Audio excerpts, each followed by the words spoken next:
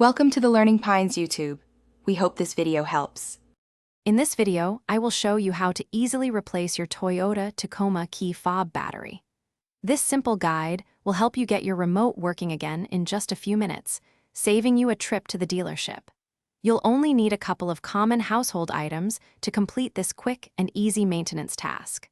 Let's get started by preparing your workspace and gathering the necessary tools for this straightforward process.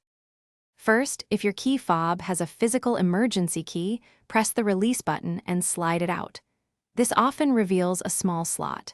Carefully insert a small flathead screwdriver or a coin into this slot.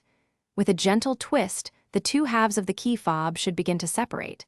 Take your time to avoid damaging the casing. Once the key fob is open, you will see the small, round battery. Gently pry out the old battery using your screwdriver or the emergency key. Pay attention to how the old battery was oriented. The positive side, marked with a plus sign, usually faces upwards. Now, insert your new 3-volt CR2032 battery, ensuring the positive side is facing up. With the new battery in place, carefully align the two halves of your key fob. Press them together until they snap securely into position, ensuring there are no gaps. Don't forget to slide the physical emergency key back into its slot until you hear a click.